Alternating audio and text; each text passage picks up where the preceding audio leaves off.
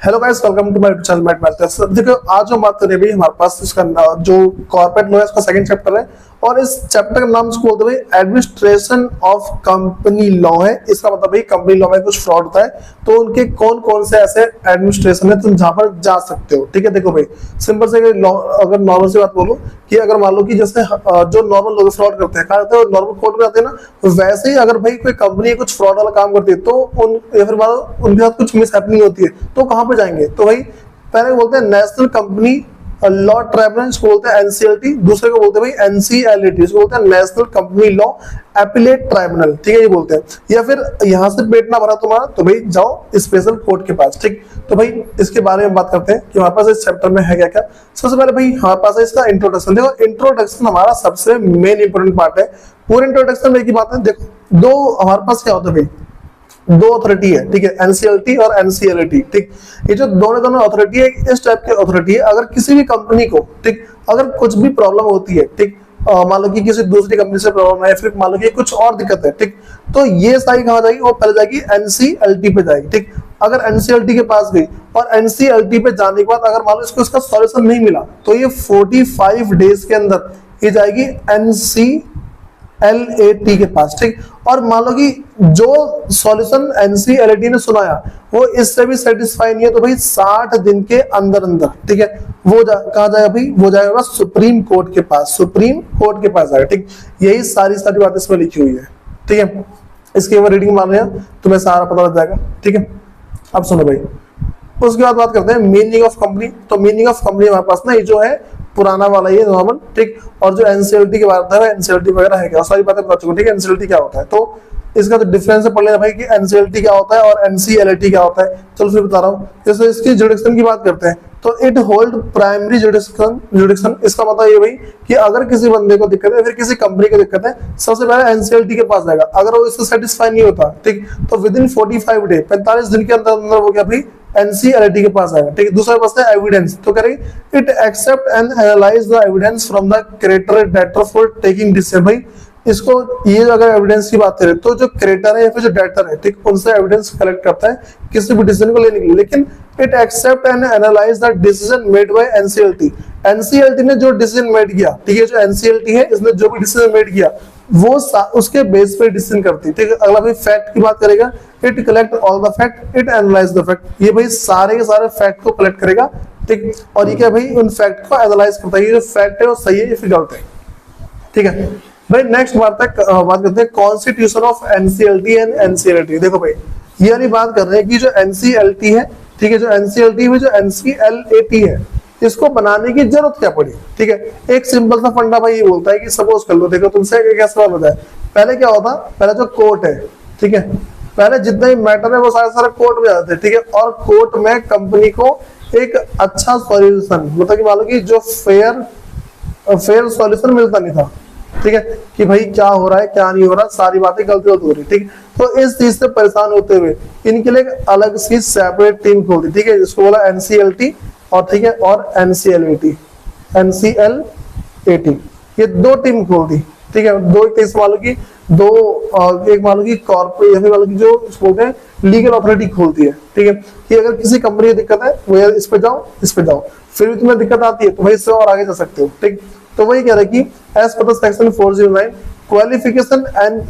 Qualification of president and member of tribunal are as under. भाई हम कुछ बात करते हैं कि किस तरीके से, ठीक है, तुम क्या है कि जो प्रेसिडेंट या फिर जो मेंबर है, ठीक है, बनने के लिए तुम्हें क्या क्या क्वालिफिकेशन चाहिए, ऐसे कौन कौन सी चीज या फिर कौन कौन सी क्वालिफिकेशन तुम्हारे पास होनी चाहिए एनसीएलटी या एनसीएलटी का प्रेसिडेंट या मेंबर बनने के लिए। ठीक है, तो भाई पहला कह रही the president shall be a person. ठीक है, भाई पर्सन होना चाहिए वो हु इज और हैज बीन, ठीक है, जो कि हो या फिर हो, मतलब पहले देखो या तो अभी प्रेजेंटली भी हो या फिर पहले हो चुका हो। करेंगे जज of A high court at least 5 year. भाई किसी हाई कोर्ट का जज होना चाहिए कम से कम 5 साल के लिए। ठीक है, दूसरी बात भाई इसमें कह रहे कि जुडिशियल मेंबर, अगर तुम्हें जुडिशियल मेंबर बनना तो क्या चाहिए, तो भाई जज ऑफ हाई कोर्ट होना चाहिए और डिस्ट्रिक्ट जज होना चाहिए। ठीक है, फॉर एटलीस्ट 5 ईयर, कम से कम 5 साल तक ना जो डिस्ट्रिक्ट जज होना चाहिए।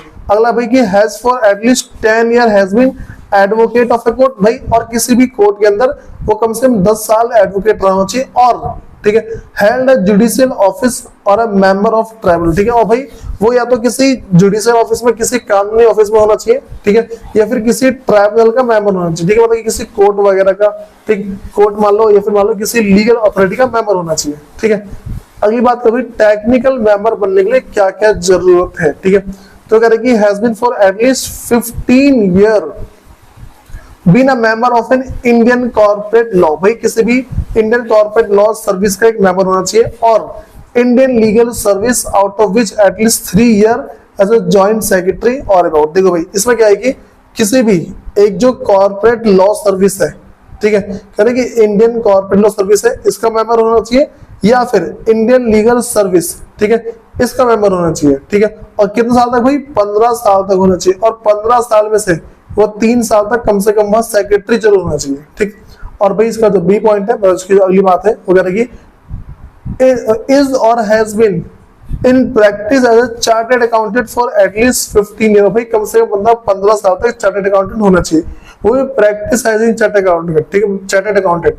भाई देखो प्रैक्टिस एज इन सीए का मतलब क्या होता है, जिसने खुद की फर्म खोल रखी है, ये नहीं है कहीं पे काम जॉब कर रहा हो, ऐसा नहीं होना चाहिए। अगला भाई इज और has been in practice as a cost accountant for at least 15 year, भाई या फिर जो बंदा बनेगा, जो भी टेक्निकल मेंबर बनना चाहता है, ठीक है, टेक्निकल मेंबर बनने के लिए जो नेक्स्ट बात है वो ये है कि भाई वो क्या होना चाहिए, कॉस्ट अकाउंटेंट होना चाहिए फॉर एटलीस्ट 15 ईयर, कम से कम 15 साल के लिए कॉस्ट अकाउंटेंट होना चाहिए। या फिर अगला इज और हैज बीन अ प्रैक्टिस, हाँ भाई, been in practice of a company secretary, भाई या फिर वो सीएस होना चाहिए। देखो या तो सीए होना चाहिए, सीएस होना चाहिए, ठीक है, मतलब या फिर कॉस्ट अकाउंटेंट होना चाहिए, इस तरीके से फॉर एटलीस्ट 15 ईयर, 15 साल के लिए। देखो या तुम सीए हो, सीएस हो, या फिर कॉस्ट अकाउंटेंट हो, तो 15 साल के लिए होना चाहिए, तभी तुम्हें अलाउ किया जाएगा, ठीक है। अगला है कि इज अ पर्सन और प्रूवन एबिलिटी, ठीक है, integrity, understanding, having special knowledge of experience, ठीक है, experience of not less than 15 year, भाई इसको क्या है कि स्पेसिफिक नॉलेज होनी चाहिए, ठीक है, वो भी किसी इंडस्ट्री फाइनेंस, कह रहे कि किस में होना चाहिए, इन इंडस्ट्रियल फाइनेंस में, या फिर इंडस्ट्रियल मैनेजमेंट में, और एडमिनिस्ट्रेशन में, या फिर इंडस्ट्रियल कंस्ट्रक्शन में, या फिर इन्वेस्टमेंट में, अकाउंटेंसी में, ठीक है, इन सब के अंदर इसको अच्छा खासी क्वालिफिकेशन, ठीक है, और एक्सपीरियंस होना चाहिए। और भाई अगला इज और has been for at least 5 year, ठीक है, वो क्या होना चाहिए भाई, प्रिसाइडिंग ऑफिसर, इसको बोलते हैं कि भाई प्रेसिडिंग ऑफिसर है, ठीक है, ऑफ अ लेबर कोर्ट, भाई किसी लेबर कोर्ट में हो गया कि एक प्रेसिडेंट, तुम प्रेसिडेंट ऑफिसर मांगे, ठीक है, प्रेसिडेंट ऑफर होना चाहिए, मतलब ऑफिसर होना चाहिए, अगर नहीं होता है तो भाई वो नहीं बन पाएगा।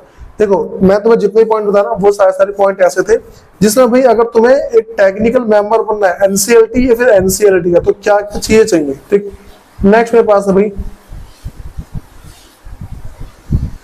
देखो इसकी तो भाई हल्की सी रीडिंग कर लेना तो समझ में आ जाएगा, इसके क्वेश्चन जल्दी बनते नहीं है, ठीक है, इसके क्वेश्चन जल्दी बनते ही नहीं है। और नेक्स्ट हमारे पास है,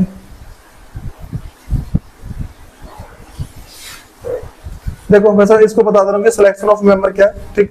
सिलेक्शन ऑफ मेंबर में मेरे पास क्या है कि अगर मुझे मेंबर सिलेक्ट करना है तो क्या क्या होना चाहिए भाई, वो जो है कह रहा है कि हाँ भाई, कह रहा था member of the tribunal and the technical member of appellate tribunal. देखो कह रही जो मेंबर है किसका भाई, ट्राइब्यूनल का, ठीक है, या फिर टेक्निकल मेंबर, वो क्या क्या होना चाहिए, ठीक है। पहला भाई चीफ जस्टिस ऑफ इंडिया और हिज नॉमिनी चेयरपर्सन, देखो या तो वो चीफ जस्टिस होना चाहिए, ठीक है, या फिर चेयरपर्सन नॉमिनी होना चाहिए यहाँ पे। अगला है अ सीनियर जज और ऑफ द सुप्रीम कोर्ट और chief justice of the high court man, ठीक है, उसका मेंबर होना चाहिए। यहाँ पे कह रहा है देखो दूसरी कंडीशन क्या है, या तो बंदा सीनियर जज होना चाहिए सुप्रीम कोर्ट में, ठीक है, या फिर चीफ जस्टिस होना चाहिए, ठीक, यहाँ पे हाई कोर्ट में। फिर भाई जो अगली बात है वो secretary in the ministry of corporate affairs, ठीक है, यहाँ का मेंबर भी हो सकता है, ठीक। नेक्स्ट मेरे पास है secretary in the ministry of law of justice, या फिर लॉ ऑफ जस्टिस में सेक्रेटरी होना चाहिए, या फिर secretary in the department of financial service in the ministry of finance, ठीक है भाई, यहाँ पे भी मेंबर होना चाहिए, मतलब इन सब में से कहीं पे वो चल जाएगा, ठीक है। और भाई टर्म्स ऑफ ऑफिस इसको इग्नोर ही कर दो। भाई जो नेक्स्ट है इसको बोलते हैं advantage of NCLT and NCLT, भाई इसके एडवांटेजेस क्या है, ठीक। सबसे पहला भाई एनसीएलटी से specialised court only for the corporation, ठीक है, that means company registered in India. जो एनसीएलटी भाई वो क्या है कि स्पेशलाइज्ड कोर्ट है, पर इसका फायदा ये है। दूसरा this will be no more than tribunal for the corporate member. देखो भाई यहाँ पे क्या है कि ये क्या है, ठीक है, कह रहे कि जो एडवांटेज की बात है ना एनसीएलटी या फिर एनसीएलटी की, ये दोनों इसके अगला फायदा क्या है, तो this will be no more than tribunal for the corporate member. देखो भाई ये क्या है कि जो कॉर्पोरेट मेंबर सिर्फ उन्हीं के जज होते हैं, ठीक है, इससे होता है ना कि जो सुप्रीम कोर्ट वगैरह है, हाई कोर्ट वगैरह, ये तो सबके जज होते हैं, लेकिन ये सबके जज नहीं होते हैं, ठीक है। नेक्स्ट है भाई NCLT will reduce the multiplicity of legislation before different form and court. देखो भाई ऐसा होता है जो एनसीएलटी है वो जो बहुत सारी जो दिक्कत होती है ना उसको पहले रिड्यूस कर देता है वो, ठीक। अगर NCLT has a multiple branches and is liable to provide justice at a close range. देखो भाई जो एनसीएलटी है, ठीक है, उसके बहुत सारे ब्रांच है, उसके मल्टीपल ब्रांच है, ठीक, और वो अपने हिसाब से भाई जब चाहे, ठीक है, मतलब कि तुम्हें ना बहुत ही पास है, जैसे मान लो कि तुम जहाँ पे रह रहे हो तो उसी के आसपास एक ना एक एनसीएलटी फिर एनसीएलटी का ऑफिस खुद जरूर है, ठीक है। नेक्स्ट के पास भाई NCLT consist of both judicial and technical member while deciding on the matter. भाई एनसीएलटी के पास क्या है, एक जुडिशियल, ठीक है, और एक टेक्निकल मेंबर जरूर होता है, ठीक है। भाई इसके बाद अगली बात करते हैं जो है the time taken up to wind up a company will be reduced from 20 to 25 year to 2 year. देखो भाई जो कंपनी जो वाइंड अप होती है, जहां पहले उसको 20 से 25 साल लगते थे बंद होने में, आज वो 2 साल के अंदर तक बंद कर सकते हैं। अगला है speedy disposal of cases will help reducing number of cases. देखो भाई जो एनसीएलटी है, फिर जो एनसीएलटी है, इसका और क्या फायदा है, इसका अगला फायदा ये है कि बहुत ही जल्दी केस सॉल्व करता है, जिससे क्या जो भी केस पेंडिंग है वो सारे तुरंत सॉल्व हो जाएंगे। अगला NCLT and NCLT have a exclusive जिसको बोलते हैं जुडिक्शन, ठीक है। भाई जो एनसीएलटी है और जो एनसीएलटी है भाई इसको बोलते हैं एक्सक्लूसिव जुडिक्शन है। इसका सिंपल सा मतलब है भाई ये अपने हिसाब से जो भी लॉ या फिर जो अपने हिसाब से काम कर सकते हैं। तो there will be a mixture of a judicial and equitable jurisdiction while deciding matter. किसी मैटर के ऊपर बात करते हैं, ठीक है, वो कानूनी रूप से भी देखते हैं और सबूत के हिसाब से देख के चलते हैं, ठीक है। नेक्स्ट है the tribunal shall comprise technical expert who will provide more मतलब कॉन्क्रीट भाई कॉन्क्रीट है, ठीक है, कॉन्क्रीट है, कॉन्क्रीट एंड प्रिसाइज डिसीजन। देखो भाई कॉन्क्रीट का मतलब क्या हो जाएगा, भाई कॉन्क्रीट करके पढ़ता है इसको, ठीक है, कॉन्क्रीट एंड प्रिसाइज डिसीजन। जो एनसीएलटी है, ठीक है, एनसीएलटी एंड एनसीएलएटी भाई ये दोनों क्या करते हैं, ये ना बहुत ही मतलब कॉन्क्रीट एंड प्रिसाइज डिसीजन, ठीक है, ये एक बहुत ही मान लो कि एक अच्छा डिसीजन हमेशा निकाल देती है, ये नहीं कि पागल बनाने वाली बात होगी, ऐसा कभी नहीं होता, ठीक, जब भी वो डिसीजन लेंगे हमेशा अच्छा डिसीजन होता है। अगली बात करते हैं भाई power of NCLT and NCLAT. भाई जो एनसीएलटी या फिर जो एनसीएलएटी है, ठीक है, इनके पास क्या पावर है, ठीक है। अब सुनो भाई, तो पहला द पावर ऑफ ट्राइब्यूनल में जो पहला पॉइंट है, the power of tribunal may be exercise by benches, ठीक है, constituted by the president of the tribunal out of which one shall be judicial member and the other shall be technical member. देखो भाई पहले इसमें इसके अंदर पहले ये बात बता रखी है कि भाई इनके पास देखो ठीक है नहीं, the power of the tribunal may be exercise मतलब कि एक्सरसाइज मतलब यूज कर सकते हैं बाय बेंचेस या फिर constituted by the president of tribunal, ठीक। देखो इसकी जितनी पावर है वो या तो बेंच से थ्रू यूज करते हैं जो एक्चुअल में होता है वो, या फिर इनके जो नॉर्मल जो जुडिशियल मेंबर है वो, या फिर जिसके टेक्निकल मेंबर हो, इनकी हेल्प से हमारे इसकी पावर का यूज करते हैं। अगली बात मेरे पास भी द ट्राइब्यूनल में after giving a opportunity of being heard, ठीक है, बीइंग हर्ट का मतलब क्या है, देखो जो ट्राइब्यूनल है, ठीक है, अगर वो किसी कंपनी को फ्रॉड करता है पकड़ लेता है तो पहले उसको एक अपॉर्चुनिटी है भाई कि तू सॉरी वॉरी बोल के तो अपना काम चला ले, ठीक, बाद देखा जाएगा। To the party to any proceeding before, ठीक है, किसी प्रोसीडिंग को करने से पहले कुछ डिसीजन सुनाने से पहले वो पहले तुम्हें एक चांस देगा, ठीक है, उस सुनाए हुए चांस के बेस पे क्या होता है भाई जितनी भी चीजें ना, ठीक है, जो चीज मुझे लगता है हाँ ये चीज ठीक है वो डिसीजन ले लेता हूँ। अगला a tribunal shall have a power to review its own order। देखो भाई जो ट्राइब्यूनल है तो उसने जो भी ऑर्डर दिया उसको दोबारा से देख सकता है भाई उसमें कुछ ठीक करना है कि नहीं करना है। अगला any person agree by an order और डिसीजन ऑफ द ट्राइब्यूनल में prefer an appeal to appellate tribunal. देखो भाई कह रहे हैं a person agreed by the order, जिसको ऑर्डर मिला हुआ है, ठीक है, और डिसीजन ऑफ द ट्राइब्यूनल मैं prefer to appeal to appellate tribunal. अगर देखो भाई कोई बंदा अगर एनसीएलटी के पास गया, ठीक है, अगर एनसीएलटी से सेटिस्फाई नहीं है तो उसके आगे वाली अथॉरिटी पे वो जा सकता है। ठीक है, अगला, the tribunal and the appellate tribunal shall not bound by the procedure laid down in the code of civil procedure. देखो भाई यहाँ पे ना जो ट्राइब्यूनल है या फिर जो अपीलेट ट्राइब्यूनल है, जो एनसीएलटी है या फिर जो एनसीएल या फिर एनसीएलटी है, भाई कोई इसको अपनी पावर से बाउंड नहीं कर सकता, कोई इसको अपनी पावर से बांध नहीं सकता। ठीक है, नेक्स्ट बात है भाई छठा, the tribunal and the appellate tribunal shall have the same power. देखो भाई जो ट्राइब्यूनल होता है, ठीक है, और जो अपीलेट ट्राइब्यूनल, दोनों के पास सेम पावर होती है। ठीक, जैसे इसकी पावर ए बी सी, ठीक है, D E F G H, ये सारी इसकी पावर, इसको पढ़ लेना, साफ साफ पता लग जाएगा। ठीक, नेक्स्ट भाई, any order by made by the tribunal or the appellate tribunal may be enforced by that tribunal in the same manner as if it were a decree made by the court in the suit pending then। देखो भाई ऐसे कह रहा है कि अगर NCLT है, ठीक है, एनसीएलटी ने एनसीएलएटी, ठीक है, भाई एनसीएलटी ने कोई डिसीजन लिया था, वो इसने लिया, ठीक है, लेकिन जब इससे भी लिया तो वो सुप्रीम कोर्ट तक जा सकता है। ठीक है, इतना याद चलना। अगला भाई, all proceeding before the tribunal or appellate tribunal shall be deemed to be judicial proceeding within the Indian penal code. देखो भाई जो ट्राइब्यूनल या फिर जो अपीलेट ट्राइब्यूनल है, जो भी डिसीजन लेंगे, ठीक है, उन सबको मतलब माना जाता है कि shall be deemed to be judicial proceeding, उन सबको कानूनी प्रोसीडिंग मानी जाती है। ठीक है, नेक्स्ट पास है, no civil court have jurisdiction to entertain any suit or proceeding in respect of any matter which the tribunal or the appellate tribunal is empowered to determine by or under this act। देखो यहाँ पे कह रहे कि no civil court shall have a jurisdiction to entertain any suit proceeding in respect of any matter which the tribunal or the appellate tribunal is empowered to determine by or under this act और no injection shall be granted by court. देखो भाई ये कह रहा है कि अगर NCLT, ठीक है, या फिर एनसीएलएटी, देखो एनसीएलटी या एनसीएलटी अगर ये किसी भी एक केस को हैंडल कर रहे हैं, ठीक है, तो किसी दूसरे के पास राइट नहीं कि भाई इनसे कुछ बोल रहा है वो।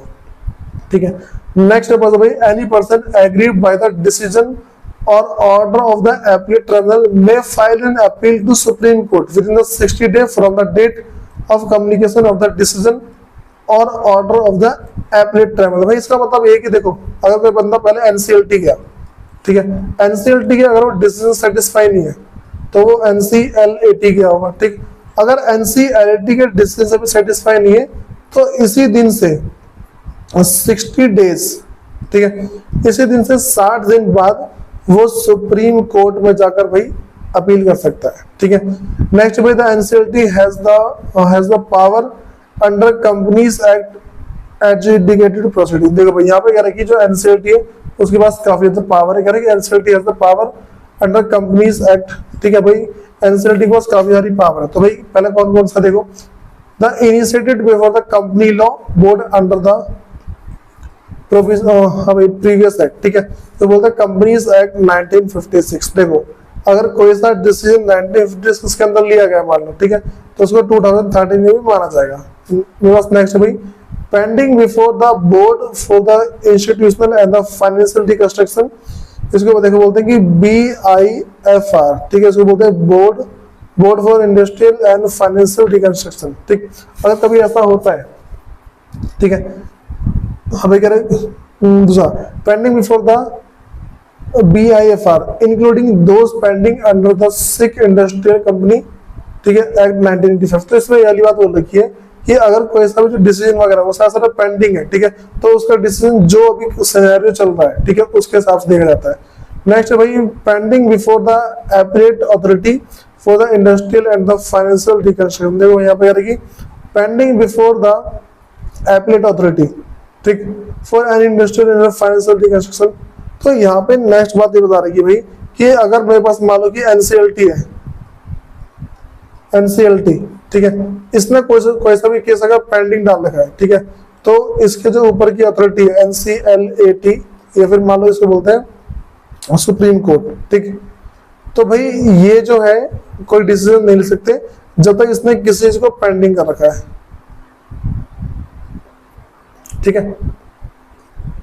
और भाई इसका जो पॉइंट है चौथा हो गया, ठीक, और तीसरा हो गया, मतलब नेक्स्ट रहता है जो बोलते हैं pertaining to claim of a, हम इसको बोलते हैं कि ऑपरेशन, ठीक है, and the mismanagement of a company winding up of company and all other power prescribe under the companies act 2013। देखो भाई ये वाली बात बोल रखी है, पर्टेनिंग टू क्लेम ऑपरेशन, ठीक है, operation as and mismanagement of a company winding up of a company and all the other power prescribe under. देखो इसमें ये वाली बात बता रखी है कि कंपनी के पास ना भाई अगर कोई मिसमैनेजमेंट है, ठीक है, उन सब इन सब के केस में, फिर बोलते हैं ऑपरेशन के केस में, ठीक, अगर इन दोनों में से कोई सा भी केस होता है तो कंपनी के पास पावर है कि वो क्या कर सकती है भाई, कंपनी को वाइंड अप कर सकती है।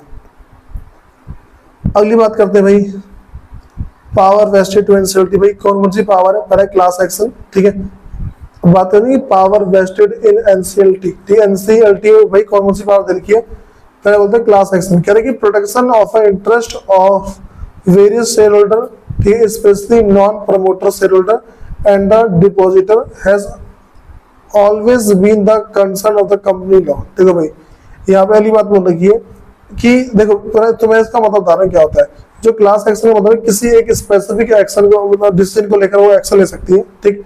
नेक्स्ट मेरे पास है कि डी रजिस्ट्रेशन ऑफ कंपनी। अगर देखो भाई एनसीएलटी के पास ये वाली पावर भी है कि अगर कोई कंपनी है वो किसी फ्रॉड के चक्कर में फंस जाती है, ठीक है, या फिर मान लो कि जो भी जिस पर्पस के लिए बनी थी अगर उस पर्पस को सेटिस्फाई नहीं करती है, उस केस में क्या होगा भाई, उस कंपनी का जो रजिस्ट्रेशन है उसको छीन लिया जाएगा, इसको बोलते हैं डी रजिस्ट्रेशन ऑफ कंपनी है, ठीक है। भाई अगली बात मेरे पास है ऑपरेशन एंड मिसमैनेजमेंट। तो वही वाली बात है, किसी प्रकार का मिसमैनेजमेंट होता है, ठीक है, तो तुम्हारे पास क्या भाई इस चीज को लेकर पावर ना एनसीएलटी को दे रखी है। नेक्स्ट है रिफ्यूजल टू ट्रांसफर शेयर। देखो भाई यानी the power to hear grievance, ठीक है, grievance of refusal of the company to transfer security and rectification of registered member.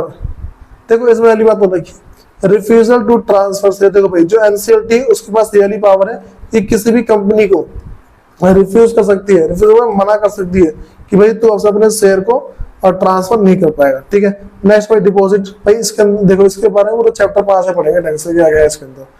अगली बात भाई जो बोलते हैं कि reopening of account and the revision of a financial instrument. देखो भाई ऐसा होता है एनसीएलटी के पास ये पावर भी है कि वो किसी भी कंपनी के अकाउंट को ओपन कर सकती है, ठीक है, और उसमें क्या है भाई and revision of a financial statement, जो तुम्हारी जो फाइनेंशियल स्टेटमेंट है उसका रिवीजन ले सकती है, मतलब रिवीजन ले सकती है, इसका मतलब उसको चेक कर सकती है, ठीक है।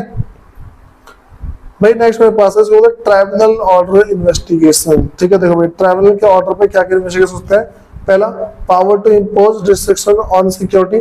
तो भाई देखो यहाँ पे कह रहे हैं कि जो ऐसा चैप्टर 14 है, यहाँ चैप्टर 14 के अंदर है provide several power to the tribunal in connection with the investigation. भाई जो ट्राइब्यूनल है उनको क्या इन्वेस्टिगेशन की पावर भी है, ठीक। The most important power that are conferred to the tribunal. भाई देखो जो ट्राइब्यूनल है उसके पास सबसे मान लो कि बड़ी पावर क्या है, ठीक है। तो power to impose restriction on security. भाई जो भी सिक्योरिटी वगैरह है उन सब पे रिस्ट्रिक्शन रोक लगा सकती है, ठीक है। इसमें कहना कि the restriction earlier could be imposed only on share, now the tribunal can impose restriction on any security of the company, ठीक है। इसका सिंपल सा मतलब ये है कि भाई मतलब कि ना जो भी हमारे पास रहेगी जो कंपनी वगैरह उन सब पे रिस्ट्रिक्शन लगा सकते हैं। अगला power to investigate the ownership of company. भाई ये भी हम जो एनसीएलटी है उसके पास ये वाली पावर भी है कि हम कैसे चेक करें कि इस कंपनी का एक्चुअल ऑनर कौन है। अगली बात है power to impose restriction on security. भाई ये ऑलमोस्ट सेम ही है, ठीक है। भाई the power to investigate into ownership of company. देखो इसमें क्या करेगी भाई पावर टू इन्वेस्टिगेट है, मतलब कि भाई जो कंपनी वगैरह है उन सबके पास ना इन्वेस्टिगेशन करने की पावर होती है। नेक्स्ट है conversion of public company into private company. देखो अब क्या भाई एनसीएलटी के पास ना ये वाली पावर भी, अगर कोई सी क्या बोलते हैं पब्लिक कंपनी, ठीक है, अगर किसी फ्रॉड को करते हुए पकड़ी जाती है तो उसको तुरंत ही प्राइवेट में चेंज कर दिया जाता है। अगली बात बोलते ट्राइब्यूनल कन्वेंट एजीएम, ठीक है। एजीएम का मतलब भाई एनुअल जनरल मीटिंग, ठीक है। क्या इसका मतलब एनुअल जनरल मीटिंग।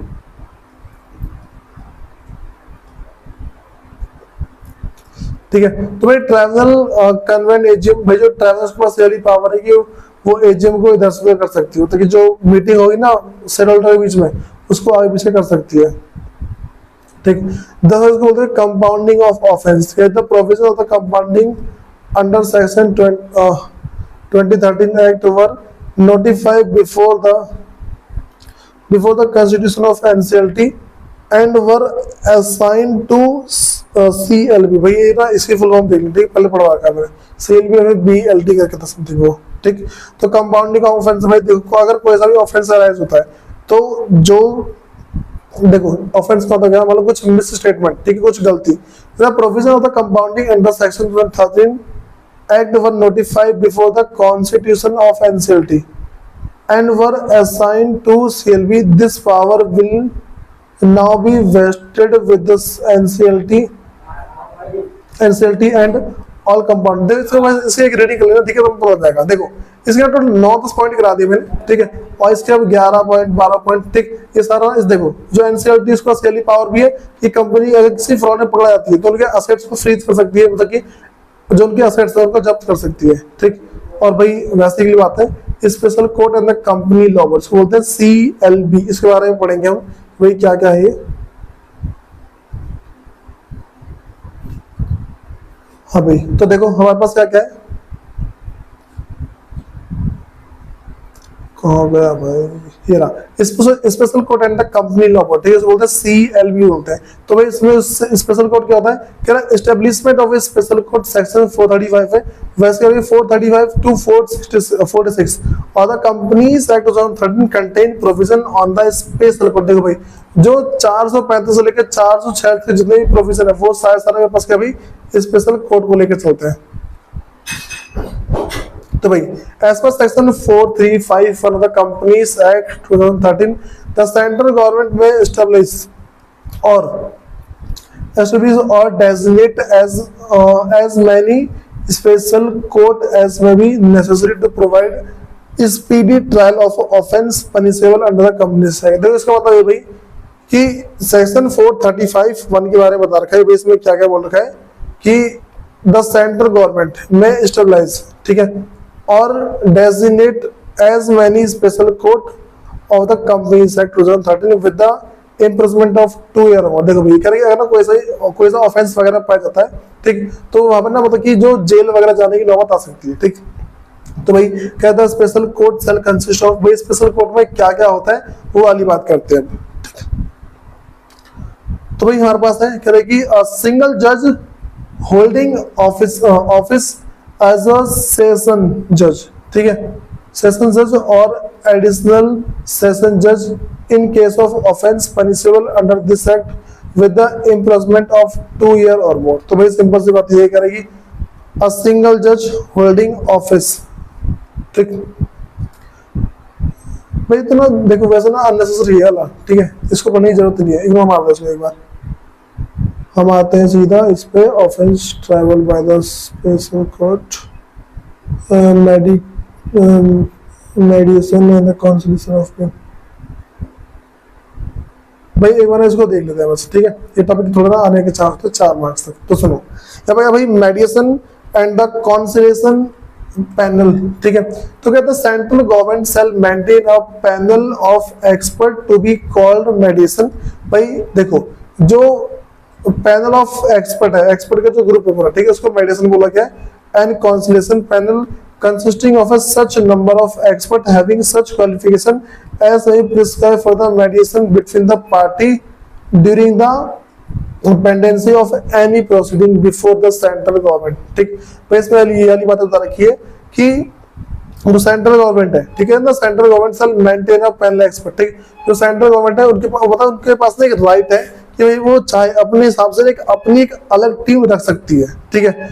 दूसरा बात करेगी any of the party to the proceeding may at any time during the proceeding before the central government or the tribunal or the appellate tribunal applied to central government or the tribunal or appellate tribunal. देखो भाई यहाँ पे करना कि जो हमारे पास क्या होता है कि देखो इसके अंदर रेटिंग समझ आएगा, any of the party to the proceeding, ठीक है, भाई वो पार्टी जो प्रोसीडिंग में है, मतलब कि ना किसी एनसीएलटी या फिर एनसीएलटी के पास है, ठीक। तो वो कह रहे हैं कि any of the party to the proceeding may at any time during the proceeding before central government के पास जाने से पहले, or the tribunal or the appellate tribunal, देखो ट्राइब्यूनल के पास भी जाने से पहले या फिर एपीलेट ट्राइब्यूनल के पास जाने से पहले, apply to the central government or the tribunal to appellate tribunal as the case may be in case in such from along with the fees. देखो भाई ऐसा कहना है कि अगर तुम्हें किसी मामले को लेके सॉल्व करवाना है, तुम्हें कोई ऐसा मैटर है तुम्हें सॉल्व करवाना है, तो तुम्हें एक ना एक प्रिस्क्राइब फीस के हिसाब से तुम्हें एक फॉर्म जमा करना हो, भाई मुझे ये दिक्कत है, ठीक है, और ये दिक्कत सॉल्व कराओ मेरी, ठीक है। भाई नेक्स्ट बात है the central government or the tribunal or appellate tribunal before which any proceeding is pending में, जो बोलते हैं भाई स्यू मोटो, ठीक है, रेफर्स एनी मैटर, जो बोलते हैं pertaining to such proceeding to such number of experts from the medicinal and the constitution। देखो इसमें कह रहा है the central government or the tribunal or appellate tribunal before which any proceeding is pending। देखो कह रहे अगर ना कोई प्रोसीडिंग पहले पेंडिंग है, ठीक, उसको मतलब उसको पहले सॉल्व करोगे, उसके बाद जाके आगे बढ़ के जाओगे। नेक्स्ट करेंगे भाई the fees and the other term and the condition of a expert of medicine and constitution panel shall be such very precise. देखो यहाँ पे कह रहे हैं कि यहाँ पे कोई सी फीस हुई, ठीक है, कोई सी फीस है, कोई सी कंडीशन है, तो उसको भी पहले सेटिस्फाई करना होगा, ठीक। अगली बात है भाई इसको बोलते हैं medicine and the constitution panel shall follow such procedure as may be prescribe. है देखो जो मेरे पास कहेगी मेडिसिन है, ठीक है, एंड कॉन्स्टिट्यूशन पेनल, इनको ना भाई कहीं कुछ ना कुछ प्रोसीजर फॉलो करने होते हैं एनसीएलटी या फिर एनसीएलटी के पास पहुंचने के लिए। हाँ भाई लास्ट प्रेस करेगी any party agree by the recommendation of the medicine, ठीक, and conciliation panel may file objection to the central government. देखो भाई कह रहा है कि अगर ना तुम ट्राइब्यूनल से या फिर एपीलेट ट्राइब्यूनल से तुम खुश नहीं हो, ठीक है, तो भाई तुम क्या है कि जो सेंट्रल गवर्नमेंट की जो अथॉरिटी है, ठीक है, तो उसके पास भी जा सकते हो, ठीक है, एज द केस में भी, ठीक है, जो केस में निकल के आता है। भाई इसकी वजह से समरी चैप्टर की इसके जितने क्वेश्चन बनते हैं ना एक बार इसके ना बिना देखे, ठीक है, ईमानदारी से खुद से right the short note on NCLT या फिर right the difference between CLB and NCLT, ये क्वेश्चन ज्यादा आता है, या फिर इसमें पावर आ जाती है, भाई ये पावर क्या है किसकी, इस तरीके से जितना मैं तो बता भाई ये सारा देखो 2-3 बार ना पढ़ के समझ लेना, तो मैं सारा ऑलमोस्ट क्लियर हो जाएगा। नहीं होता फिर देखते हैं भाई इसकी नेक्स्ट क्लास में। धन्यवाद।